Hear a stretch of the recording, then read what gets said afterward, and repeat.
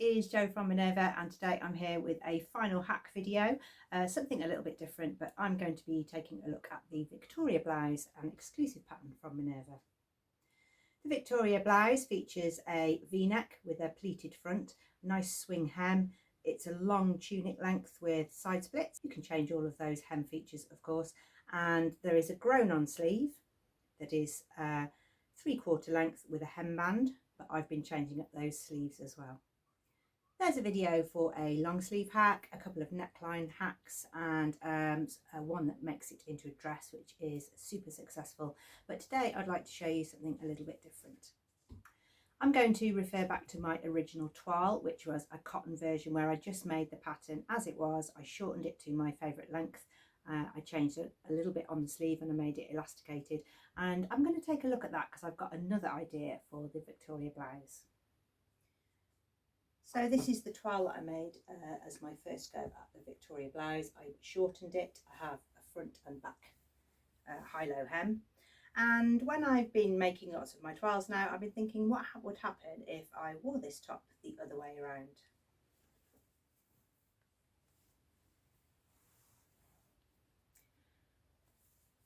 It's a little bit high on the neck, of course. It's pulling this shoulder seam forward because really that needs to be a bit further back, but then the neck is too high. But I like the back with a V on like that. So I'm thinking I might make a few changes to the back piece and make that the front piece. If you're making a bit of a change to the pattern, this is the back piece, then it's probably a good idea to trace off onto a separate piece of paper so that you can keep your original pattern intact. You can see here the difference from the original back piece. So this is the neckline, I've added some there, and I've also added on the seam allowance. This happens to grade out, so my sleeve width is going to be wider, but I'm going to do a gather, so that's fine. You could take that down back to the original sleeve width if you're adding a hemband. The notches are all in the same place, so it will still go together correctly, and I need to make sure I cut it on the fold. On this neckline, we'll be needing to change the binding piece because that won't be long enough now anymore. I've actually not used the binding pattern piece here. I've just made myself a length of binding from some spare viscose challis, and I've been using that as I've been making more and more toiles and samples.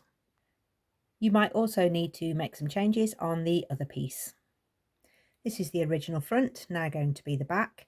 You might find to keep your shoulder seam in the right position, you need to either take a little bit off that seam there, keep the neck V the same shape, but just change your shoulder seam if you need to. It depends if you've got a forward shoulder or a backward facing shoulder. I've also got my long sleeve piece for this because I'm going to make that little change. It's the piece I made before. That's the top. That curves out into the grown-on sleeve, and you can change the width and angle of the lower sleeve. The fabric that I've chosen today is a mix-up of lots of different viscose challis pieces, and I know that lots of you have commented on previous videos or on lots of Minerva feeds and platforms, how do you use up viscose challis pieces, because they're difficult to patchwork together because they're too drapey, but you can make your own fabric using viscose challis pieces, and I'll show you that now. I guess you've got to have a slightly creative mind, or you really want to throw yourself into this project, especially if you're going to mix up some fabric colours. So I've got all of my viscose challis fabrics out. I've got little pieces cut off from all sorts. I make lots of samples for Minerva. I made lots of samples for their 25th birthday event. So I've got small pieces of challis, not big enough to make anything with, but I've kind of divided them into two piles. I tried to think of brights and I tried to think of the darker tones so that I got two distinct piles of fabrics that I thought would work together. Obviously you're going to have to work on that yourself and see what pleases your eye, but I'm just going to give you an idea of maybe how you might divide or join your fabrics together. Here's my selection of viscose challis. I've got all sort of bright colours here. They're all tied together with a kind of navy or dark indigo.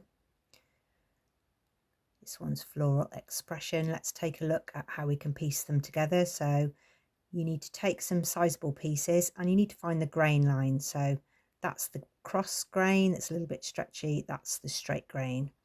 I'm going to join mine in vertical lines.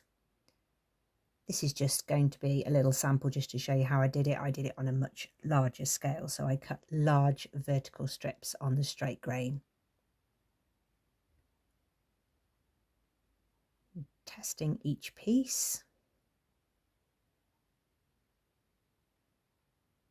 Thinking about if I'm going to use it or not. If you're making a drapey garment, it's not quite so critical with the grain, but it's better if you cut your garment on the straight grain.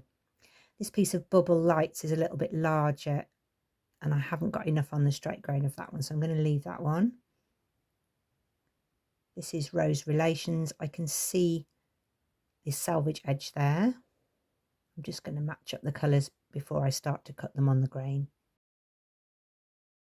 It's really harmonious.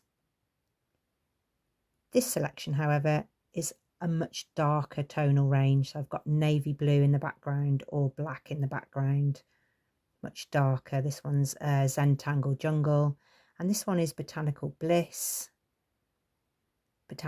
sorry, and it's got really dark area on the bottom of the fabric. I'm looking for how I'm going to join them together with a fold. I need to fold the fabric in half and look for the fold line. I can do it vertically, I can do it horizontally, I can put little squares together, I can do it randomly, as long as I'm making one whole piece of fabric. I'm just going to make up a little sample here to show you how I join them together. So I just cut them straight. You might want to use a ruler to do that and start to think about which pieces work well next to each other.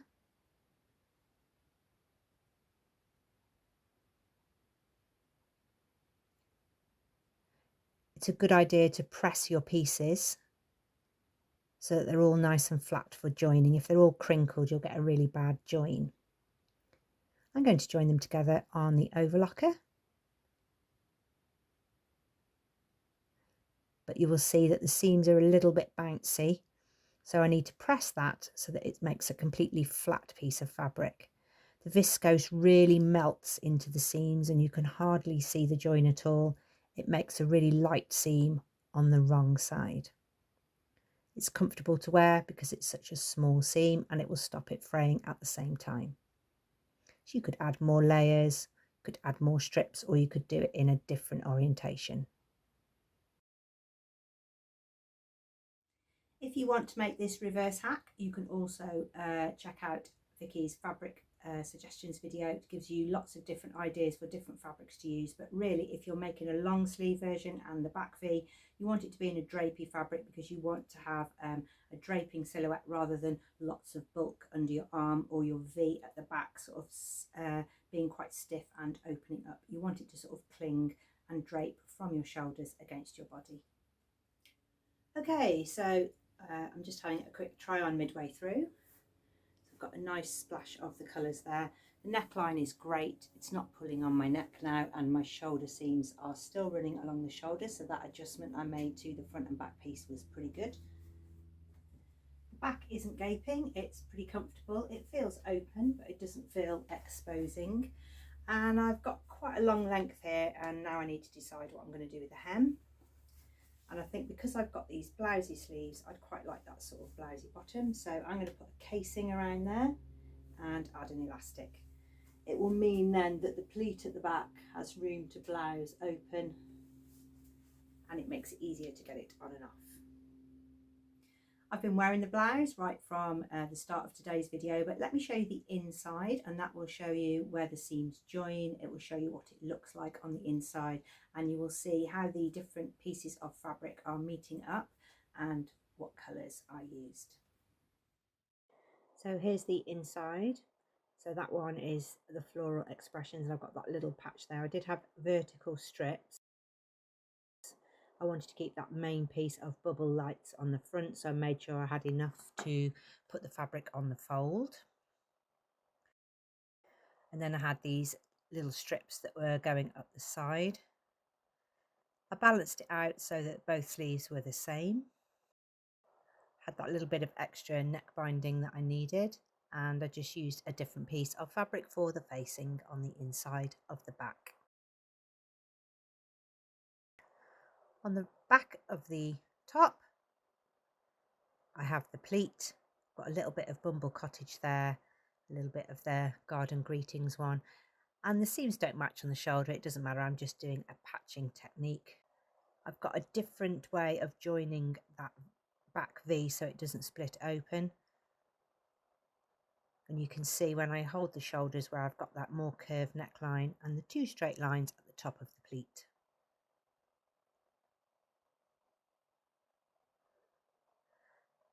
That's the overall effect of the colours working together.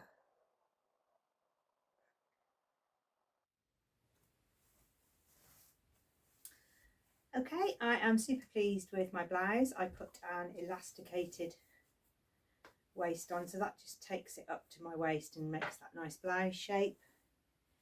You can see on the back I've still got the pleat. The pleat runs down, the shoulder seam stays on my shoulder, and I've got more of a slash neck. You can change the shape of that neck if you want to a little bit more, but the more you take out of the neck, the more it'll start to sort of move around. If you have a V on the back of anything, there is that sort of movability on the shoulders. So I'm keeping that quite snug there so that I can still have the V, but as I move around in the top, it doesn't move away from my shoulders. I've got those 3 different fabrics there, and here I've got that B one there. Probably could have chose a better one, but I think it's fine. It sort of moves in with the rest of the fabric. You've got those little skinny strips. I've obviously taken quite a large piece for the front. This is the bubble lights, so I made sure that for the fold of my fabric I was definitely going to get a large amount of that fabric. The sleeves being the same has balanced the whole thing out, and I am really pleased with this top.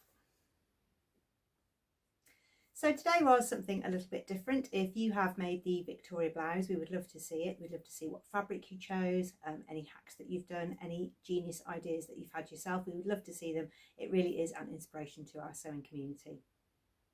If you can share those, that would be fab. Make a free account with us, share your makes, a little photograph. It's really great for inspiring anybody who is going to buy the Victoria blouse pattern. Do call again for more sewing information. There's loads of content on our website and at our YouTube channel. There are sew alongs, learn to sew videos, pattern pairings. If you want to see a full sew along of this top, then you can check that out with Diane. So if you've not made this top before, so you're not ready to hack yet, Diane will take you through the whole process of making the blouse from the instructions in the pattern. That's always a good place to start. I know that I couldn't have done all of these hacks that I've made to the Victoria blouse without making my toile one first. That gave me lots of information. It gave me an idea of the construction, the lines that I could cut, places that I could intersect, and that was really invaluable when I was making some hacking choices.